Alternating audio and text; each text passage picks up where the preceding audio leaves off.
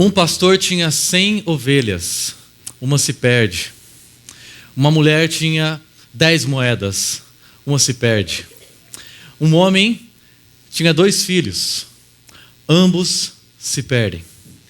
O Evangelho de Lucas, capítulo 15, com certeza é uma das passagens mais emblemáticas de toda a Bíblia. Nele Jesus narra 3 histórias em sequência, 3 histórias aparentemente inofensivas, mas que à medida que contadas aprofundam a compreensão da relação mais importante que existe, a relação entre Deus e a humanidade. Nós somos a humanidade que se perde. Nós somos a humanidade que decide viver por conta própria. Nós somos a humanidade narcisista, escrava de um consumo por si mesma. Nós somos a humanidade libertina em busca de liberdade. Nós somos essa humanidade on demand. Através da história desses 2 filhos perdidos que nós vamos ouvir hoje, Jesus fotografa melhor do que qualquer descrição psicológica, social ou religiosa, a condição da alma humana sem Deus, vida a qual nós estamos aprisionados. Apenas esse maravilhoso olhar de Jesus é capaz de enxergar e ver através, como se fosse um raio-x da alma humana, e perceber e identificar as nossas mazelas e as nossas vaidades. Essa história dos 2 filhos perdidos e o amor extravagante do pai. Jesus conta essa terceira parábola, essa terceira história, apresentando de pronto os 3 personagens, todos os personagens dessa história. Ele diz: um homem tinha 2 filhos, o mais novo deles se vira para o seu pai e diz as palavras mais on demand da Bíblia: pai, eu quero a minha parte da herança e eu quero agora. Esse pai, sem retrucar, esbravejar ou questionar, entrega para esse filho parte da herança dele. Esse filho vai embora e gasta praticamente toda a fortuna do seu pai, aquela parte que lhe cabia. Naquela região, uma fome acontece e ele começa a passar necessidade. Então ele cai em si, se lembra que na casa do seu pai tem comida, e ele ali comendo comidas com os porcos. Então ele decide voltar, ele volta para casa. E quando o pai o vê ao longe, corre em direção ao filho, o abraça, beija e o recebe de volta em casa. O filho tenta elaborar um discurso diante do pai, dizendo: pai, pequei contra o céu e contra o Senhor.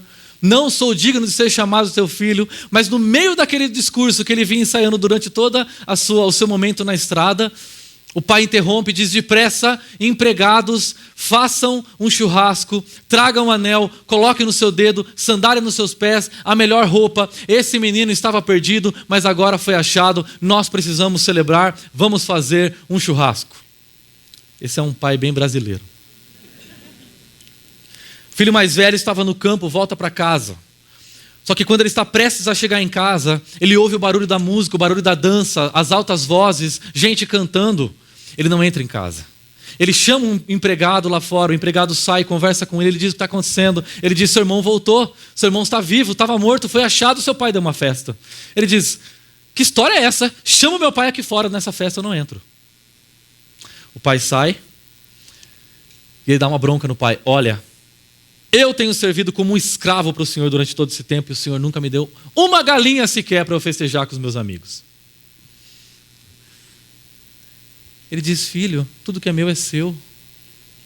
a gente tinha que festejar o retorno desse seu irmão. Ele estava perdido e foi achado. Essa história particular de uma família não é apenas uma história de uma família em particular, mas ela representa a história de toda a raça humana na sua relação com o Deus Criador. Nós somos, eu e você, esse filho mais novo que vai embora para uma região distante em busca de liberdade, em busca de uma vida melhor. Depois de perceber os efeitos on demand dessa história, nós começamos a sentir saudades desse lar. Essa é a nossa saudade. Essa é a minha saudade. Essa é a sua saudade. Essa pequena palavra lar tem um grande poder sobre nós. No português, essa palavra remete etimologicamente a um deus mitológico romano chamado Lares. Era o deus que protegia o lar. O deus da lareira. Aquele espaço quentinho e aconchegante onde nós nos sentimos bem, onde nós nos sentimos em casa. Pense por um momento na casa da sua infância, nos amigos da sua escola, no cheiro da comida da sua mãe, no som do caminhão do gás, nas brincadeiras da rua, no perfume enjoado daquela tia, sabe? Nas festas de família, barulhentas, que sempre tem um tio que briga com o outro, um tio que tem piada sem graça. Nos brinquedos que você quebrou e escondeu. Durante as minhas férias eu voltei para Araraquara, que é minha cidade natal, e eu comecei a caminhar por um instante pelas ruas onde eu cresci. Enquanto eu caminhava naquelas ruas, eu comecei a perceber que aquele lugar não era tão semelhante assim àquele lugar que eu tinha saudade, lugar que eu era criança, porque enquanto eu caminhava eu percebia condomínios que não tinha, tudo diferente, casas diferentes onde tinha mato, condomínios, um monte de carro, mais ruas. Já falei que tem condomínios? Muito condomínio, tudo diferente. E decepcionante. Porque esse lugar do qual eu tinha saudade, eu não conseguia encontrá-lo, mas de alguma maneira, essa saudade que todos nós sentimos de um lar, na verdade remete a uma saudade muito mais profunda, a saudade do nosso verdadeiro lar, desse lugar perfeito de onde saímos e para onde nós deveríamos voltar. Nesse lugar não existirá essa estranheza que eu senti quando eu voltei para a minha terra natal, e não vai existir também o perfume dessa tia, enjoativo. Um lugar onde nós vamos nos sentir em casa, um lugar onde nós vamos encontrar que nós somos verdadeiramente, um lugar onde nós vamos acordar de verdade e toda essa vida que nós estamos vivendo aqui vai parecer ser um sonho, uma mentira, onde a vida vai parecer real. Alegria, aconchego, conforto, a verdadeira família, o nosso lar. O pastor Tim Keller escreveu esse livro, O Deus Pródigo, onde eu me inspirei para escrever essa mensagem. Ele diz o seguinte: estamos todos exilados, sempre com saudade de casa, estamos sempre viajando, jamais chegando. As casas e as famílias das quais realmente fazemos parte são apenas estalagens espalhadas pelo caminho, mas não são as nossas casas. A casa continua a nos fugir. Um dia nós, humanidade, vivíamos na casa de Deus, trabalhávamos no seu jardim, mas nós optamos por uma vida on demand, uma vida sem a interferência dele, uma vida onde nossas vontades assumem o controle. E nós, como filhos mais velhos, mais novos, acabamos exilados. E nós aqui nesse exílio tentamos recriar algumas cópias desse mundo original. Mas o único lar que nós poderemos chamar de lar doce lar é onde está a presença do Pai. Hoje aqui, nesse exílio, nós estamos espiritualmente separados de Deus por uma barreira chamada pecado. Adotamos um estilo de vida em que nós queremos ser o nosso próprio Pai, senhores do nosso destino. deuses das nossas escolhas. Estamos do lado de fora do lar. É fundamental compreender quem era o público para o qual Jesus estava direcionando, endereçando essas histórias, essas 3 histórias, especialmente a história do filho pródigo, o auge dessas 3 parábolas. Jesus estava encontrando nesse público que estava ouvindo Jesus, espelhados nesses personagens da história. O primeiro grupo do Evangelho de Lucas, todos os publicanos e pecadores estavam se reunindo para ouvi-lo. Esse grupo basicamente era por pessoas representadas dentro da história pelo filho mais novo. Os publicanos eram cobradores de impostos, já por isso muita gente não gostava muito deles. Mas pior, eles eram cobradores de impostos do Império Romano, que ninguém gostava muito. Mas pior, eles eram cobradores de impostos do Império Romano e cobravam um pouquinho a mais para poder reter parte para si. Gente muito querida, muito apreciada pelo povo. Os pecadores eram aquele grupo de pessoas que claramente estavam muito distantes de alcançar qualquer padrão moral ou religioso diante de uma sociedade em que o discurso religioso regulava as relações. Mas havia um segundo grupo. Mas os fariseus e os mestres da lei o criticavam. Este homem recebe pecadores e come com eles. Quem eram os fariseus? Um segmento religioso / político que acreditava que a obediência minuciosa aos aspectos da lei de Moisés iria fazer com que a saudade fosse matada e a casa fosse restaurada, nós pudéssemos finalmente voltar para casa. Os mestres da lei eram professores da lei. E por causa do conhecimento profundo que eles adquiriam da lei, eles se tornaram pessoas com uma grande autoridade sobre o povo. Nós temos aqui diante de nós 2 posturas completamente opostas. Em um grupo mais imoral, marginalizado, se reunia para ouvir Jesus, enquanto outro grupo se reunia para criticar Jesus. E dizia: esses pecadores, imundos, no sentido religioso da palavra, distantes de Deus. Interessante que esses pecadores eram de alguma maneira atraídos por Jesus. E os religiosos, de certa maneira, não estavam bem com a presença, com a figura de Jesus. Jesus não critica diretamente, não levanta a voz, não se levanta da mesa, ele não se identifica com nenhum dos 2 grupos, mas de nenhuma maneira ele age diretamente contra esses 2. Ele conta uma história. E ao contar essa história, ele mostra como esses 2 estilos de vida estão distantes de Deus. São 2 estilos de vida desenvolvidos do lado de fora do lar. Nas últimas 5 semanas, nós estivemos refletindo muito, falando muito sobre essa série Vida on Demand, conversando sobre esse estilo de vida on demand, no qual o ego tem o desejo de estar no controle de todas as coisas. Nós falamos sobre a temática Mundo on Demand, sobre o desprezo a Deus e como isso leva a um estilo de vida destrutivo. Deus on Demand, nós falamos sobre a Torre de Babel e essa construção individual, dessa torre individual onde nós queremos ser glorificados e alcançar um nome para nós mesmos. Propósito on Demand, essa busca constante por prazer, felicidade, sucesso, reconhecimento. Ética on Demand, uma ética flexível, uma ética fake, falsificada, hipócrita.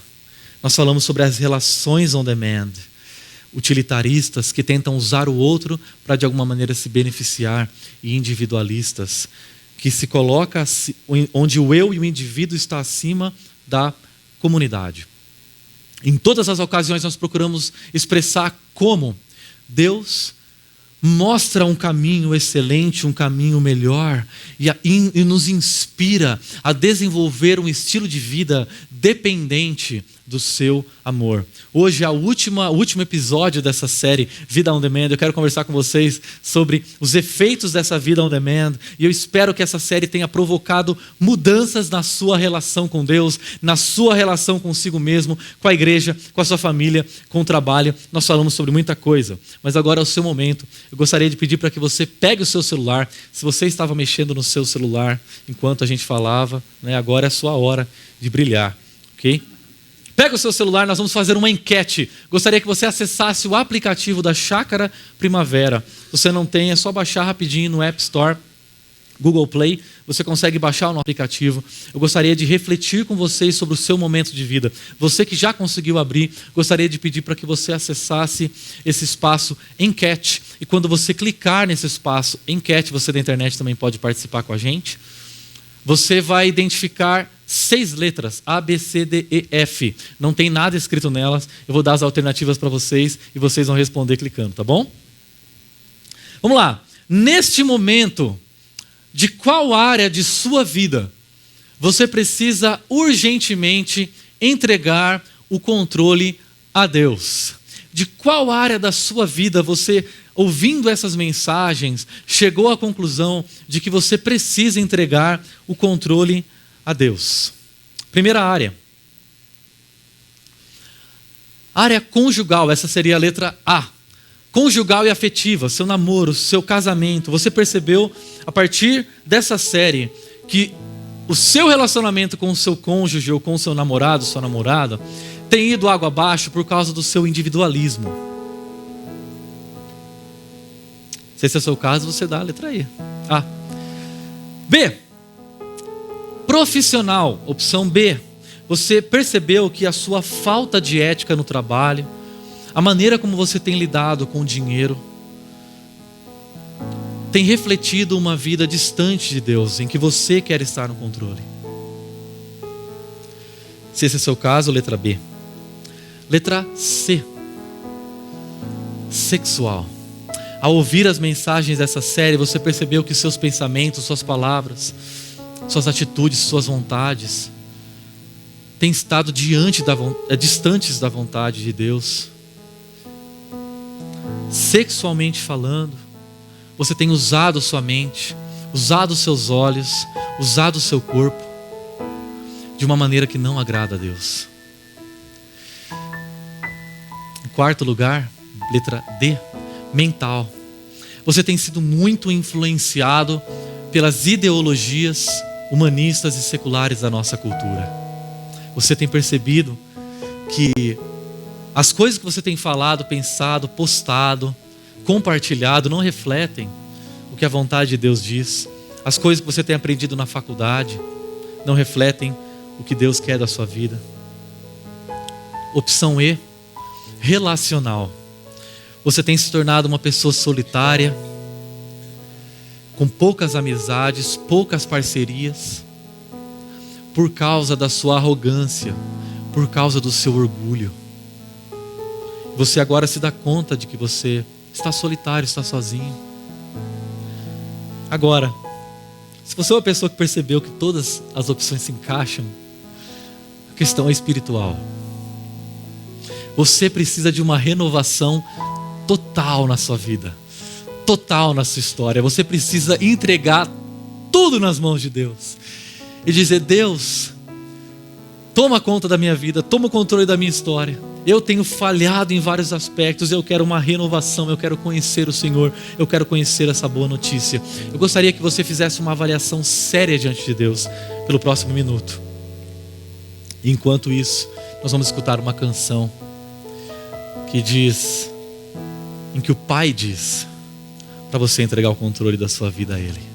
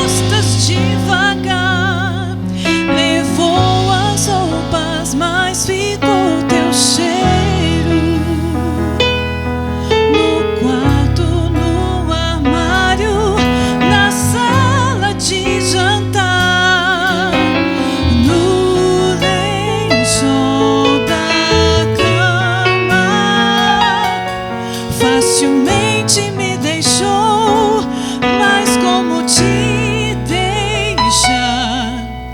Sela teu cavalo pra correr, ninguém pode te prender, ninguém pode te prender aqui.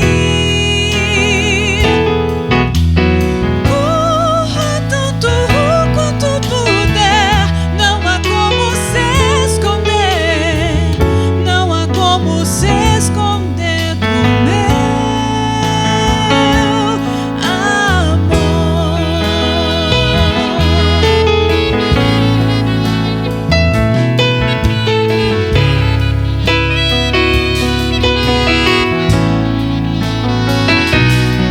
Tomou o que era nosso, deu as costas devagar, levou as roupas, mas ficou teu cheiro. No quarto, no armário, na sala de jantar, no lençol da cama. Facilmente me deixou, mas como te deixar? Sela teu cavalo pra correr, ninguém pode te prender, ninguém pode te prender aqui. Corra tanto quanto puder, não há como se esconder, não há como se esconder do meu amor.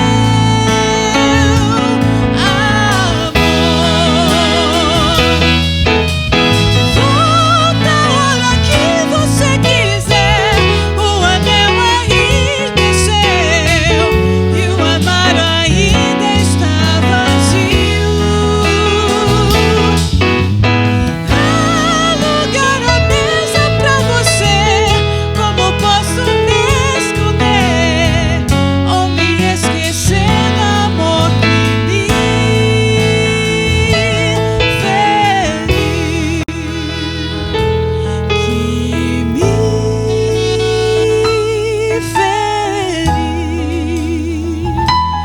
que me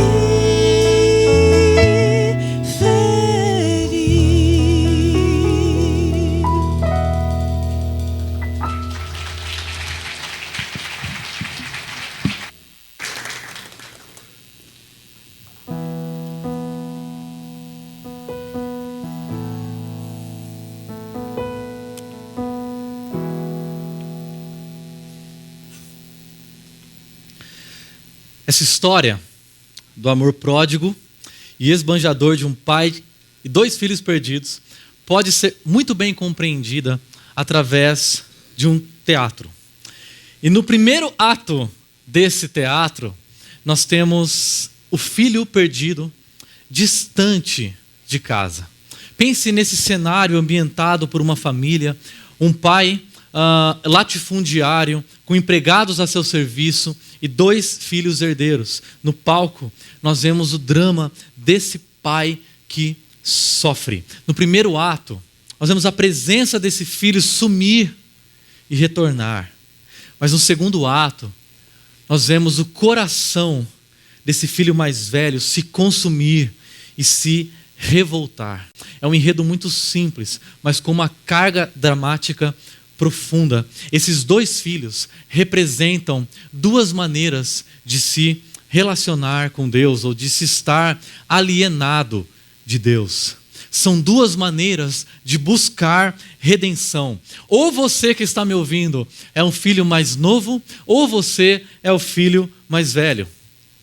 A primeira busca por redenção nós podemos encontrar nessa história, que diz o seguinte: sinais de uma moralidade ou de uma moral on demand. Jesus continuou: um homem tinha dois filhos, o mais novo disse ao seu pai: pai, quero a minha parte da herança. Assim ele repartiu a sua propriedade entre eles. Nós observamos na história desse menino mais novo, desse jovem, sinais de uma moralidade on demand, que tem tudo a ver com o que nós conversamos ao longo dessa série. O primeiro sinal é a falta de temor a Deus. A herança só poderia ser repartida depois que o pai morresse. Quando esse filho mais novo se volta para o pai e diz: pai, eu quero a minha parte da herança, o que ele está dizendo é: eu quero que você morra. Eu quero que você morra. Eu estou muito mais preocupado com os seus presentes do que com a sua presença. Então, por favor, me dá a sua parte na herança. Eu vou embora. Depois que o pai entrega para ele, ele parte. A falta de temor a Deus tem tudo a ver com isso. Porque esse jovem olha para o pai e perde completamente todo o temor, toda a reverência, todo o respeito que ele tem pelo pai. Isso representa a maneira como muitos de nós temos lidado com Deus. Temos nos relacionado com Deus. Porque temor a Deus não é medo do inferno, medo da punição. Temor a Deus é uma reverência interior pela bondade e pela grandeza desse Deus. Uma vez que eu tenho consciência da grandeza, da bondade do Deus Criador, eu sou tomado por uma reverência interior e uma vontade de fazer da minha vida não apenas um meio de me satisfazer, mas um meio de satisfazer o Deus Criador.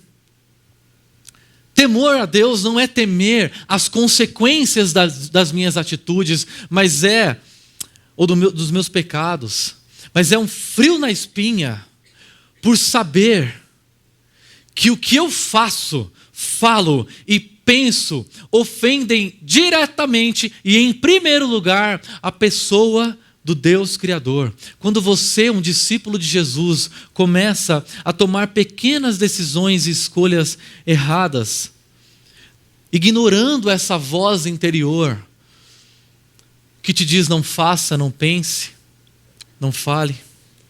Pouco a pouco, à medida que essas escolhas vão aumentando, vão se tornando maiores, vão se tornando mais sérias, e nós vamos deixando de lado esse temor a Deus, vai se apagando, vai se esvaindo como uma chama.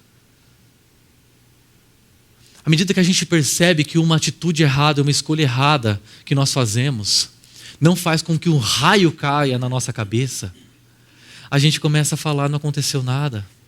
Então eu posso continuar tomando essas escolhas, essas decisões, e à medida que a gente caminha, essas escolhas vão parecendo, nós vamos dando vazão aos nossos desejos, vazão ao nosso coração, vazão à nossa vontade, e nós começamos a ignorar o temor de Deus, que ainda continua presente, mas pequeno dentro do nosso coração.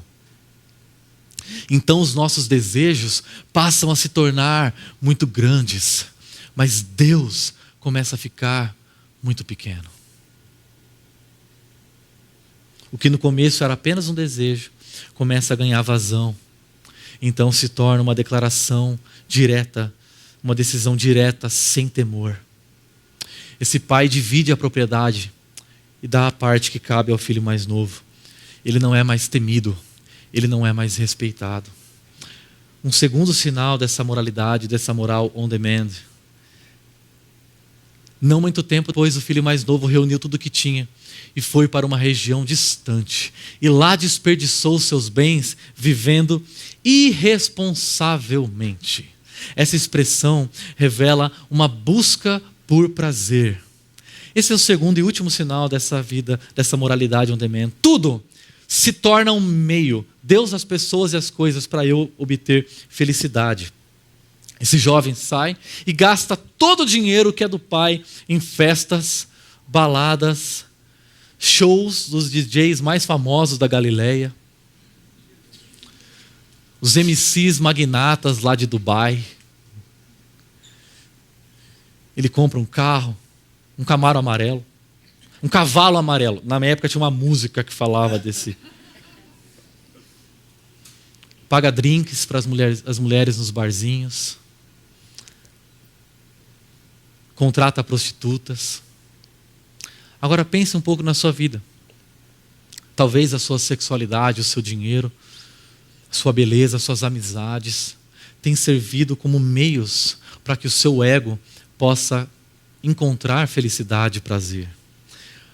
Ouvir Deus, vir para a igreja, se tornou apenas um anestésico para uma mente entorpecida pelo pecado. E as pessoas têm funcionado como meios para você ser feliz. Mas esse estilo de vida tem consequências e cobra o seu preço. Quais são os efeitos dessa moral on demand? O texto continua dizendo: depois de ter gasto tudo, houve uma grande fome em toda aquela região e ele começou a passar necessidade. Por isso foi empregar-se com um dos cidadãos daquela região, que o mandou para o seu campo a fim de cuidar de porcos. Ele passa a necessidade, não tem mais dinheiro, abre o aplicativo lá dos classificados, encontra uma vaga de emprego, babá de porcos. E ele começa a desejar encher o estômago com as vagens de alfarrobeira que os porcos comiam, mas ninguém lhe dava nada. Ele se tornou uma pessoa solitária, ele se tornou uma pessoa sozinha. Um efeito desse estilo de vida on demand é a dor. Ele começa a experimentar dor. Quando ele olha para aqueles porcos que ele cuidava, para aquela comida que ele tinha que dar, e ele morrendo de fome, com a barriga vazia, sem um tostão para comprar nada, ele começa a desejar aquela comida, ele se vê no fundo do poço, porque ele percebe que ele trocou a mesa farta da casa do pai por uma mesa com porcos. E ele deseja se juntar a esses porcos. O nível de dor, o nível de humilhação que esse filho mais novo começa a viver, ele chegou no fundo do poço, era mais profundo do que qualquer experiência que ele jamais teve. Farrokh Bulsara caminhou por essa mesma estrada. Ele adotou um estilo de vida on demand e um nome on demand. A trajetória de Freddie Mercury se popularizou nas últimas semanas por causa desse filme nos cinemas, Bohemian Rhapsody. Em resumo, a fama mundial que ele ganhou com o sucesso da banda Queen, uma das bandas mais importantes de rock na história, o levou a desenvolver um estilo de vida em que o prazer se tornou a lei. Sexo, drogas e rock and roll. Esse era o lema da vida de Freddie Mercury. As festas cheias de depravação sexual e de cocaínas se tornaram tão sérias, tão constantes, a ponto de acontecer praticamente tudo isso, todos os dias. E esse estilo de vida on demand cobrou o seu preço. Em 1987, ele descobriu que tinha AIDS. O que fez com que uma das vozes mais potentes e famosas da história perdesse seu dono. E todo mundo acompanhou. Eu não, porque eu não tinha nascido na época, né? Todo mundo viu esse final triste e doloroso dessa história, à medida que a voz e o corpo de Freddie perdiam vigor até ele desfalecer. Quem faz do prazer e da felicidade o alvo máximo da sua vida, encontra dor. Talvez o seu estilo de vida não chegou nesse nível. Talvez você olhe para essa história e diga: eu não cheguei aí. Mas à medida que nós abrimos mão do temor de Deus no nosso coração e não damos ouvido a essa voz, nós, à medida que tomamos escolhas e decisões que afastam o nosso coração da vontade de Deus, o nosso Pai, esse temor a Deus vai se esvaindo e os nossos desejos começam a se agigantar diante de nós e Deus começa a ficar pequeno. E à medida que o tempo passa, nós começamos a falar coisas e a tomar decisões que mostram que a nossa vida chegou ao fundo do poço. Coisas que hoje você pode olhar e dizer: eu jamais faria. Se nós ignorarmos o temor de Deus no nosso coração, nós vamos experimentar dor e infelicidade. Mas independente de onde você esteja hoje, você pode encontrar o caminho de volta. Olha o que esse texto diz. Caindo em si, ele diz: quantos empregados de meu pai têm comida de sobra, e eu aqui morrendo de fome? Eu me porei a caminho e voltarei para o meu pai. A seguir, levantou-se e foi para o seu pai. O último efeito dessa moral on demand é a sensibilidade. Sabe por quê? Porque a dor sensibiliza. Quando ele está, esse filho mais novo, sentado ali desejando comer a comida daqueles porcos, ao som do grunhido desses porcos, ele se dá conta que a vida dele tem caminhado para um lugar muito distante do pai, e que ele só encontrou dor e infelicidade. Ele acorda desse mundo de fantasia. Pessoas que experimentam uma dor resultante das suas más escolhas tomam um choque ao voltar à realidade quando encontram a dor. Elas se tornam mais sensíveis ao arrependimento. Elas se tornam mais sensíveis à voz do Pai. Perceba que ele não diz: vou voltar pelo meu pai. Ele diz: lá tem comida. É a dor que está fazendo ele voltar. É a dor que está fazendo ele sentir saudade de casa. Saudade da mesa do Pai. A dor, na minha e na sua vida, é um convite para nós voltarmos para a casa do Pai. A dor é um convite para nós retornarmos para o lar. A dor é um convite para a gente retroceder, para a gente recuperar o temor a Deus no nosso coração. Na dor, um sussurro de Deus se torna um grito, porque nós começamos a nos tornar sensíveis. A dor é uma oportunidade que Deus está nos dando para voltarmos para casa. Algumas pessoas não voltam para casa ao experimentarem a dor resultante das suas escolhas, porque elas estão com o ouvido tão cheio de um lixo cultural que as impede de perceber que elas estão ali como resultado das suas más escolhas e não conseguem dar ouvidos à voz do Pai que diz para elas voltarem. Mas toda dor é um convite para você perceber como a nossa vida é miserável e como esse lar do qual nós temos saudade tem uma mesa farta e um Pai generoso. Assim se encerra o primeiro ato. Nós temos um interlúdio, e nesse interlúdio nós vemos um amor extravagante do Pai. Acompanhe comigo.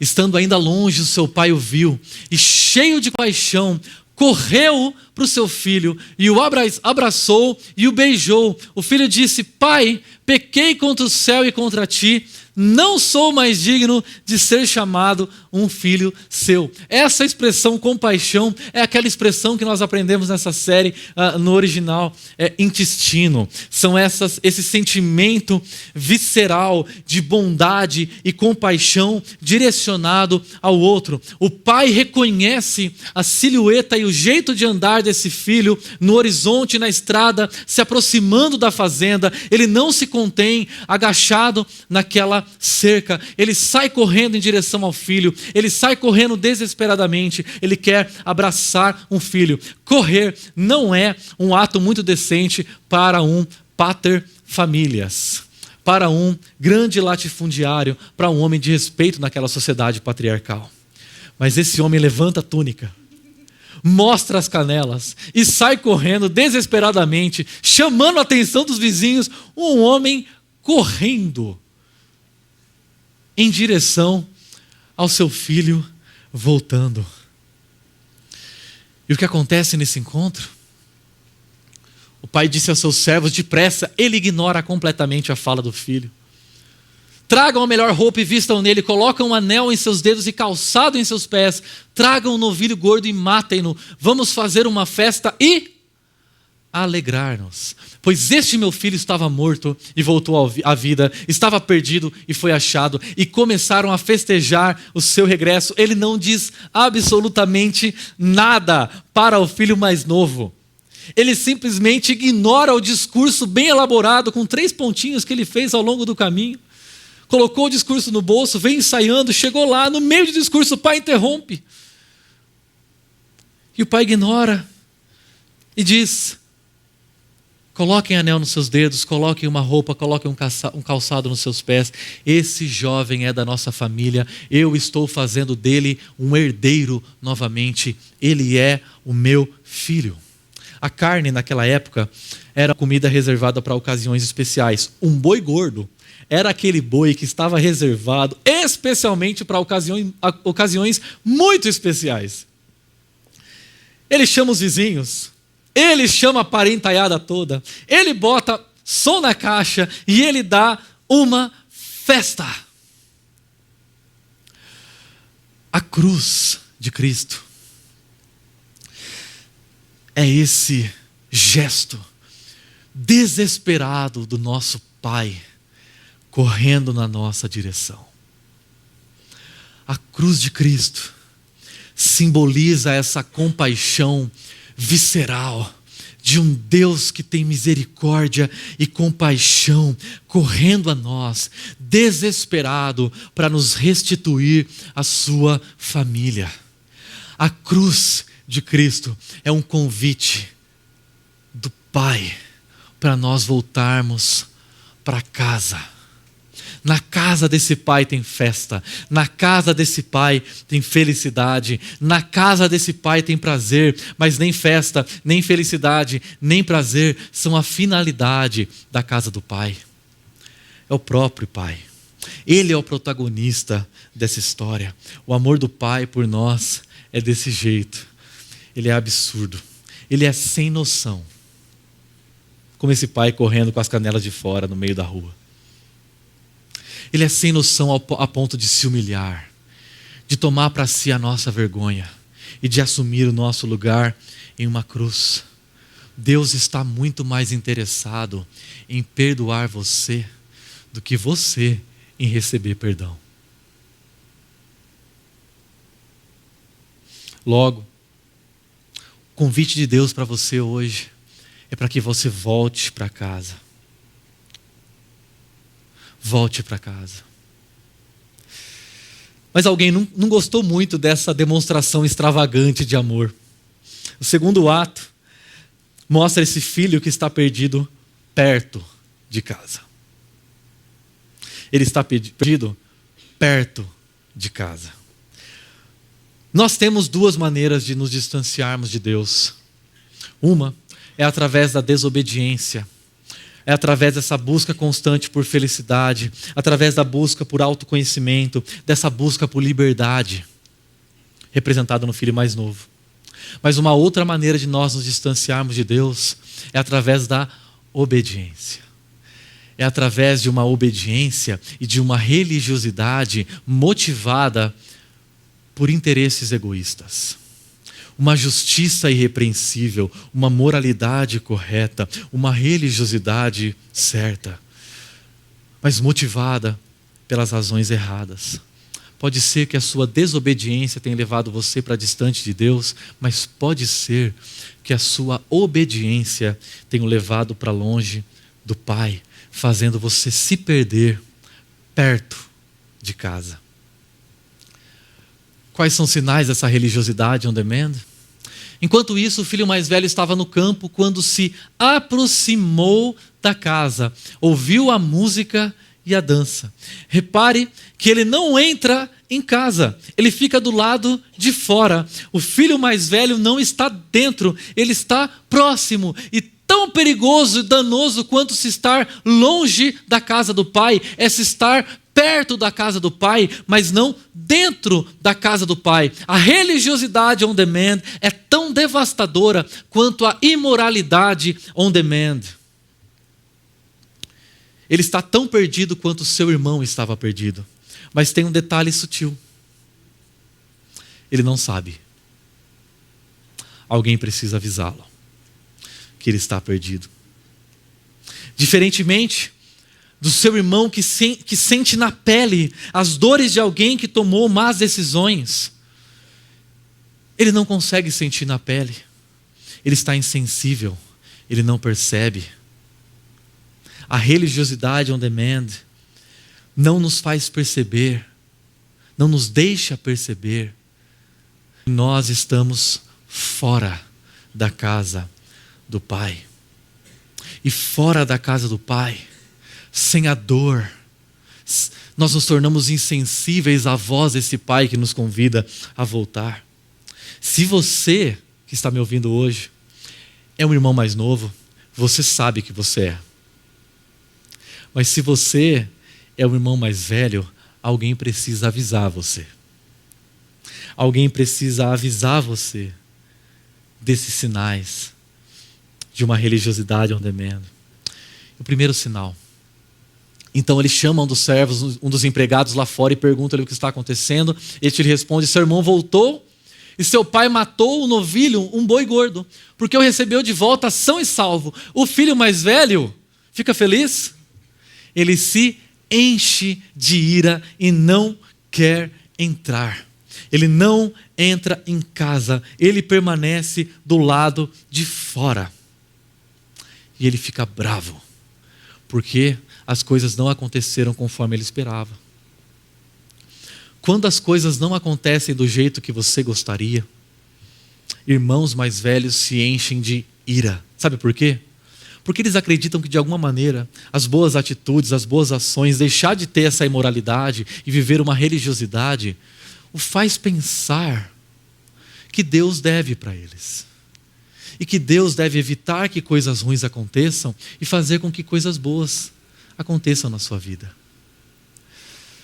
São pessoas que acreditam que têm um acesso direto a Deus, que têm um cartão black de Deus, que têm um WhatsApp de Deus. São pessoas que acreditam que por causa do estilo de vida que levam, merecem uma atenção especial. Afinal de contas, eu venho na igreja todo final de semana. Afinal de contas, eu dou o dízimo, eu até contribuo para a campanha da igreja. Afinal de contas, eu não falto do meu grupo pequeno. Afinal de contas, eu até sirvo na igreja. Deus tem que fazer com que coisas boas aconteçam na minha vida. Ele tem que evitar que coisas ruins aconteçam na vida. Eles acreditam que o sofrimento na nossa história é proporcional à medida da nossa obediência ou da nossa desobediência. Uma mulher chamada Elizabeth Elliot era esposa de um missionário chamado Jim Elliot. Jim Elliot tinha uma missão de levar o evangelho a uma tribo Auca no Equador. Em determinado momento, ele desce com seu avião e mais 4 amigos para pegar o evangelho. Os índios se aproximam deles e eles os matam. Eles são mortos pelos índios aos quais eles estavam pregando o evangelho. Elizabeth Elliot escreve um livro algum tempo depois. Esse livro se chama As Cinzas Estranhas. Deus ainda está no controle? Nesse livro, ela cria uma história fictícia, usando os personagens da Bíblia, Jesus, os discípulos, Pedro. E essa história é muito interessante. Jesus um dia chega para os seus discípulos e diz assim: eu gostaria que vocês carregassem uma pedra para mim. E não dá explicação nenhuma. Então, os discípulos começam a pegar pedras para carregar para Jesus. Pedro é mais esperto. Então ele pega um pedregulho, coloca no bolso e diz: ele não deu especificações. E começa a caminhar.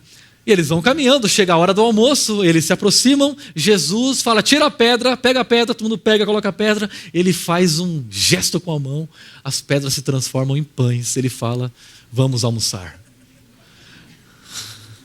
O almoço de Pedro parecia esse pãozinho da ceia, sabe? Ele fica com a barriga roncando. Jesus fala: seguinte, acabou o almoço, nós vamos continuar caminhando, eu quero que vocês carreguem uma pedra para mim. Jesus fala: agora eu entendi. Ele vai lá e pega uma pedra grande, sabe, tipo aqueles aerolitos do Chapolin? Pega uma pedra e começa a carregar até com dificuldade. Ele vai andando a tarde inteira com aquela pedra nas costas. Quando chega a hora do jantar, Jesus se aproxima de um ribeiro e diz: por favor, joguem a pedra nesse rio. Eles jogam. Todo mundo começa a ficar furioso com Jesus. Que história é essa que mandar a gente carregar uma pedra e mandar a gente jogar no rio? Jesus se volta para eles e diz: por quem vocês carregaram essa pedra? Irmãos mais velhos servem, dizimam, vão aos grupos, fazem tudo por si, não por Jesus.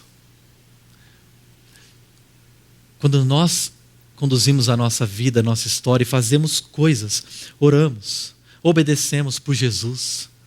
Não para a minha felicidade, mas para a felicidade dele. Não para o meu prazer, mas para o prazer dele.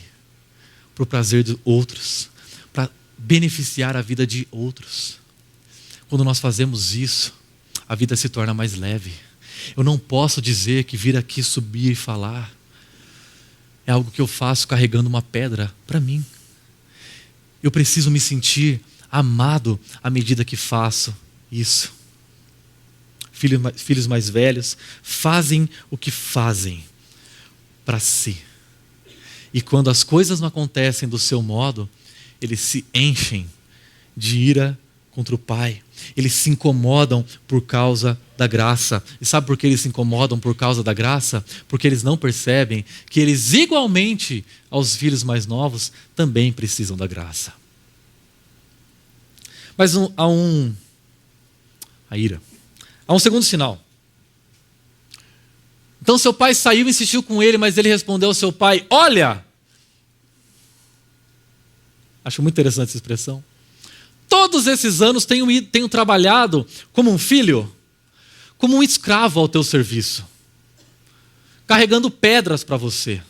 E nunca desobedeci às tuas ordens. Mas quando volta para casa esse meu irmão, não, esse teu filho que esbanjou os teus bens com as prostitutas, matas um novilho gordo para ele. O segundo sinal de uma religiosidade on demand é esse sentimento de superioridade. O pai deixa a festa e vai conversar com ele. O pai se aproxima, ele não dá tempo do pai falar. Eu imagino esse filho mais velho com o dedo apontado para a cara do pai, dizendo: olha aqui, e dando uma bronca nesse pai. E ele começa a afirmar os seus feitos bons e os feitos ruins do seu irmão. Ele começa a se comparar. E nessa comparação ele sai superior. Sabe por que ele se ira? Porque ele se acha mais justo que o pai. Mas sabe por que ele se orgulha? Porque ele se acha mais justo do que o irmão. Ele diz: esse teu filho. Ele não diz: o meu irmão. Porque jamais um pecador poderia ser o meu irmão. E é impossível que você consiga perdoar alguém se você se acha superior a essa pessoa.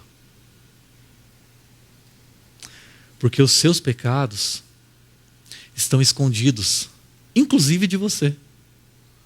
Você não percebe. Então, perdoar os erros de outra pessoa parece não fazer sentido, porque eu não tenho erros. Jamais eu faria uma coisa assim. Vontade eu tenho, mas não faria. Sabe o que falta para o irmão mais velho? Não falta vontade, porque ele tinha vontade de fazer a mesma coisa. Sabe o que falta? Coragem. O irmão mais novo teve coragem de fazer o que ele tinha vontade de fazer. Ele se acha superior porque ele não percebe essa vontade. Observe que não são os pecados visíveis do filho mais velho que o afastam do pai, mas é esse orgulho pelo seu desempenho moral e religioso. Se o filho mais novo tenta encontrar liberdade através de um estilo de vida libertino, o filho mais velho tenta encontrar liberdade através do controle da sua vida. Essa moralidade não passa de uma maneira de tentar controlar Deus. Agora, nesse momento, eu gostaria que você pensasse numa pessoa que não vive, uma pessoa da sua família, um amigo, uma pessoa que não vive segundo os padrões do Evangelho, distante. Pensa um pouquinho, qual é o sentimento que você tem em relação a essa pessoa? Inveja. Porque às vezes essa pessoa está fazendo tudo o que você tem vontade de fazer, mas não tem coragem.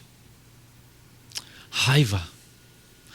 Ou você sente orgulho, ou você se sente superior, porque o irmão mais velho não sente que tanto quanto as pessoas injustas e imorais deste mundo, ele também depende do favor de Deus para continuar existindo. Mas ainda continua o texto dizendo: mas ele respondeu ao seu pai: olha, todos esses anos tenho trabalhado como um escravo. Sabe qual é o terceiro sinal dessa moralidade, dessa religiosidade on demand? É o medo. Ele tem medo. Porque o escravo faz o que faz porque tem medo. Ele não tem temor, reverência a Deus. Ele tem medo de Deus. Ele não trabalha para o pai. Ele trabalha com medo do pai, do medo das consequências. Não existe alegria, não existe amor, existe medo. Cuidado. Pode ser que você esteja fazendo coisas boas por um motivo ruim. Pode ser que você esteja sendo honesto, não porque ser honesto beneficia as pessoas ao seu redor, mas porque ser honesto é uma maneira de você não se dar mal. Pode ser que você não traia o seu cônjuge, não porque você ama o seu cônjuge, mas simplesmente porque você tem medo das consequências de ser descoberto.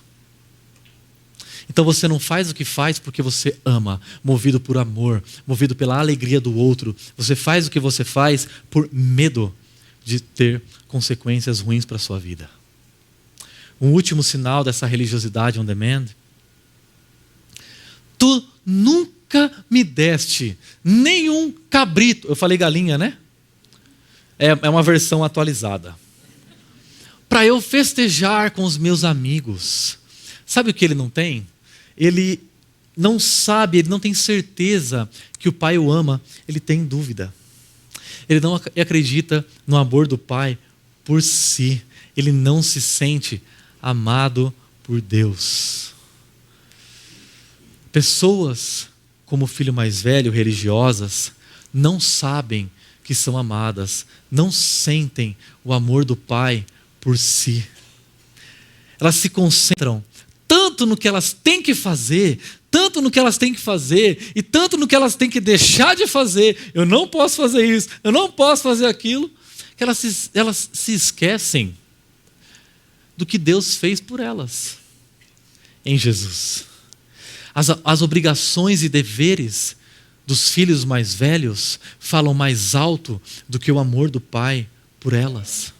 Agora, essa religiosidade on demand, com a sua ira, seu orgulho, seu medo, suas dúvidas, gera efeitos. E eu gostaria de pensar com vocês 2 efeitos. O primeiro, uma falta de intimidade. Religiosos oram muito. Mais do que a média das pessoas ora. Mas as suas orações não refletem um anelo sincero pela presença de Deus. Simplesmente o cumprimento de uma regra. Religiosos são disciplinados, mas não são íntimos. As suas orações e atitudes não são meios de se sentir amados pelo Pai e de expressarem seu amor pelo Pai e pelo outro. São simplesmente o cumprimento de um dever, uma maneira de se obter favores. Mas tem uma segunda consequência, a falta de missionalidade. Sabe quem deveria ter ido atrás do filho mais novo? O filho mais velho. O filho mais velho que deveria ter saído de casa, ido encontrar o filho mais novo no chiqueiro. Ter pego o filho mais novo e abraçado com ele e caminhar de volta para a casa do pai. É ele que deveria ter ficado na churrasqueira da festa. Mas ele fica do lado de fora, sabe por quê?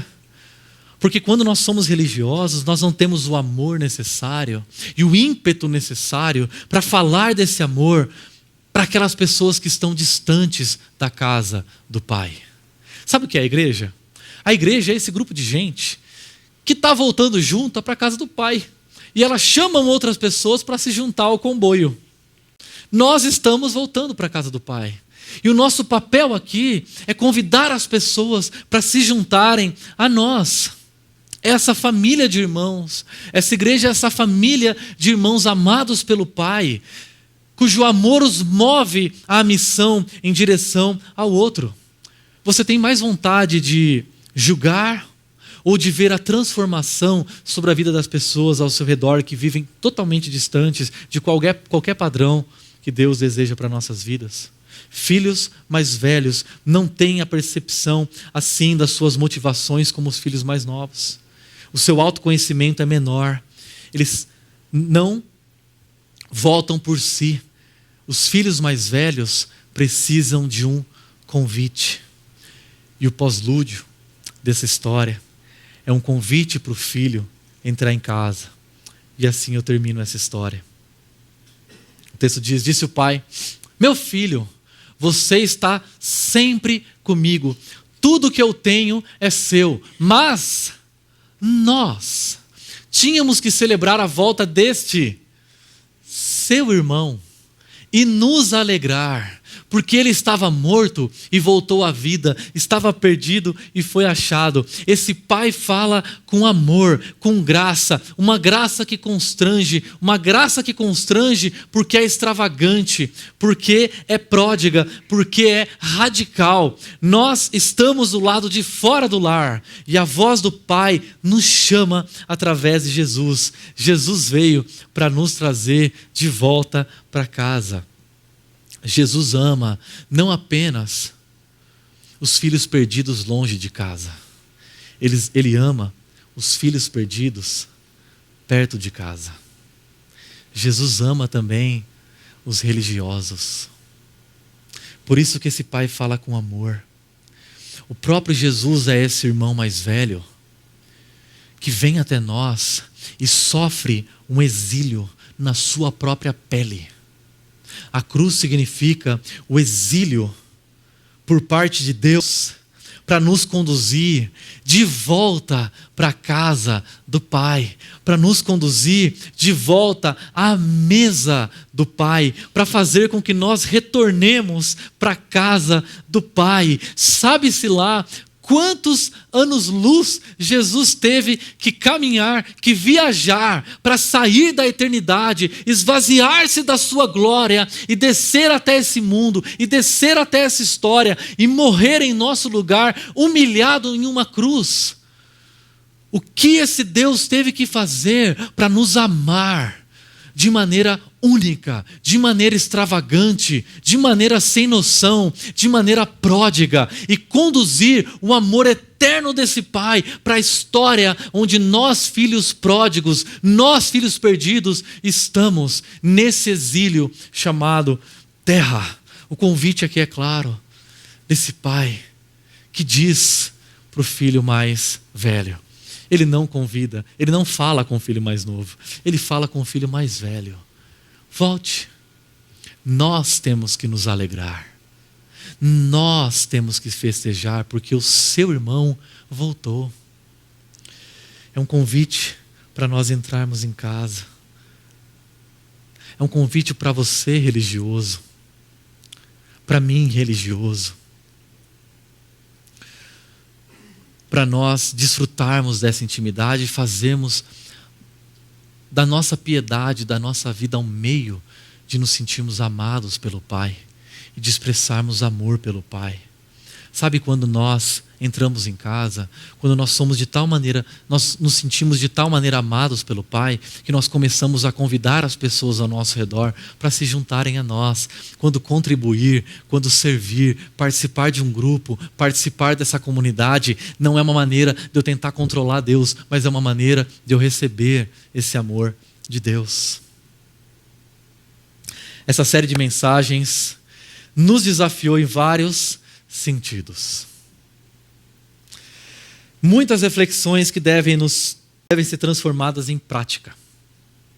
Uma vez o pastor Ricardo Agreste disse para nós o seguinte: depois que nós nos tornamos discípulos de Jesus, nós começamos a oscilar entre filhos mais velhos e filhos mais novos, entre a desobediência e a religiosidade. Ele disse isso de maneira mais bonita, mas é isso que ele queria dizer. Em outras palavras, de alguma maneira, essa série pegou você. Pegou o seu momento de vida. Ela mexeu com você. E isso precisa se transformar em prática. Por isso eu gostaria de apresentar para vocês no Refletir e Praticar, se for possível apresentar aqui para a gente, os resultados dessa enquete. Eu perguntei qual área da sua vida você precisa urgentemente entregar o controle a Deus. 18,4% das pessoas disseram que a sua vida conjugal e afetiva tem sido afetada pelo seu individualismo. Se esse é o seu caso, eu gostaria de pedir, você tem que confessar. Confessar o quê? confessar ao seu parceiro o seu individualismo. Mas você também precisa conhecer. Conhecer sabe o quê? As linguagens do amor do seu parceiro. Toque, presentes, palavra de afirmação, tempo de qualidade, serviço. Você precisa se comunicar com a linguagem da outra pessoa. E não na linguagem que você se sente amado, mas na linguagem que o outro se sente amado, se sente querido. Agora você precisa começar a pensar e a agir conforme a linguagem do outro e não a sua própria linguagem. 18,4% das pessoas disseram que a área da sua vida que elas precisam entregar urgentemente o controle a Deus é a área profissional. Você precisa confessar a Deus, confessar a Deus que o seu ídolo tem sido o dinheiro, que o seu ídolo tem sido o sucesso profissional. Você precisa se conhecer a si mesmo. Você precisa conhecer os seus dons, conhecer a sua vocação, conhecer os seus pontos fortes. Eu me lembro que quando eu comecei a conhecer os meus pontos fortes, eu comecei a servir o outro melhor. Eu preciso começar a servir como voluntário, a servir como voluntário na comunidade, a servir como voluntário em uma ONG, a servir o outro como voluntário, de maneira que toda vez que eu sirvo, eu sou lembrado de que não é o dinheiro, não é pelo dinheiro que eu estou fazendo, mas pelo amor, algo muito mais valioso do que dinheiro, o amor do Pai.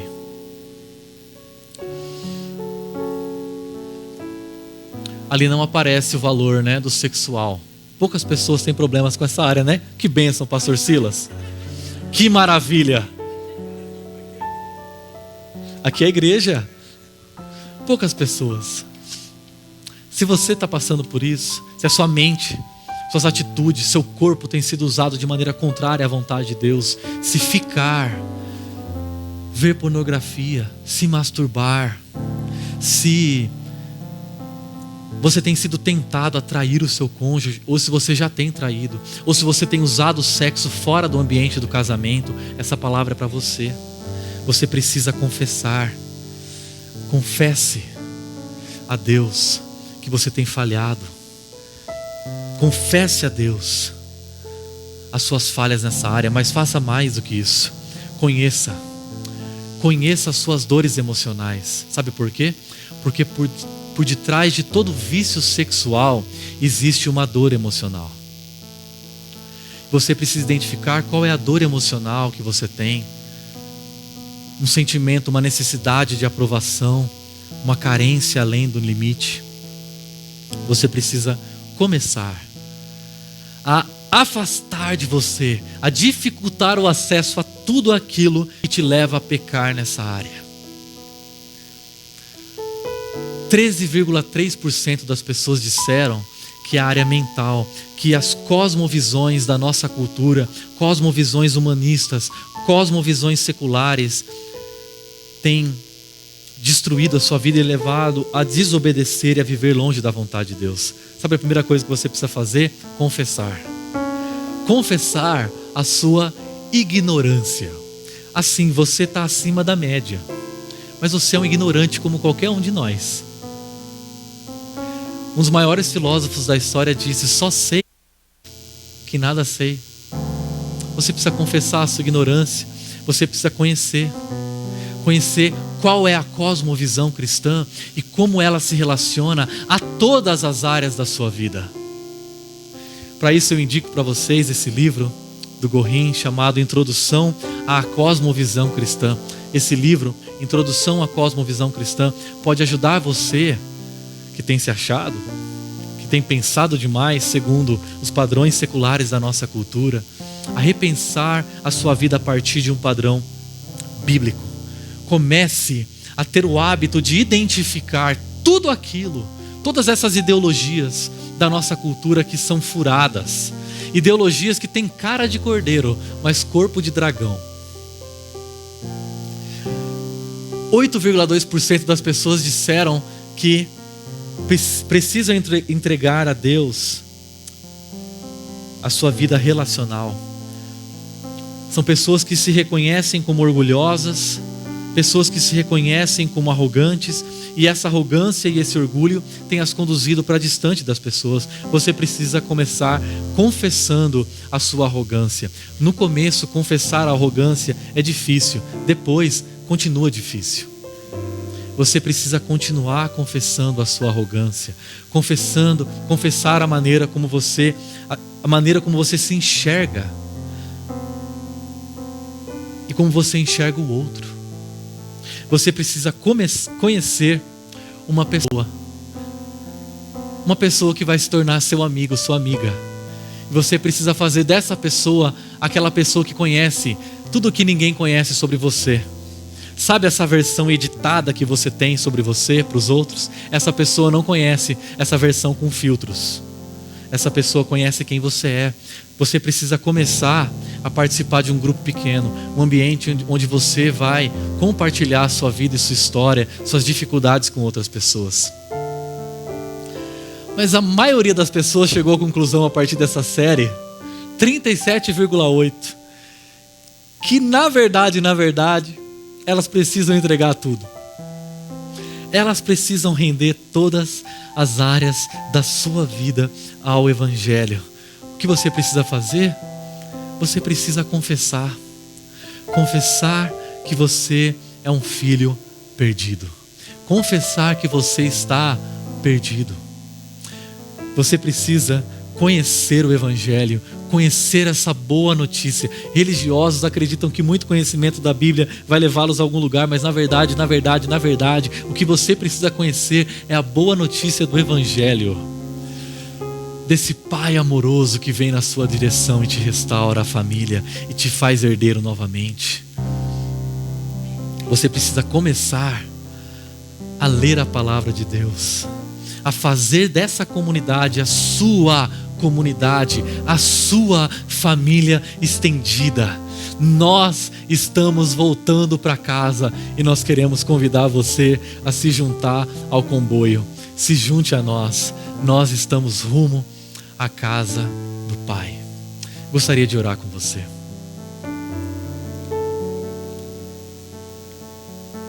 Pai nosso, obrigado, Senhor, porque essa série nos trouxe desafios enormes para a nossa história.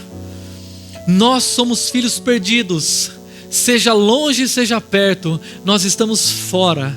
O nosso desejo é viver na sua casa, é desfrutar da sua presença, participar da sua mesa.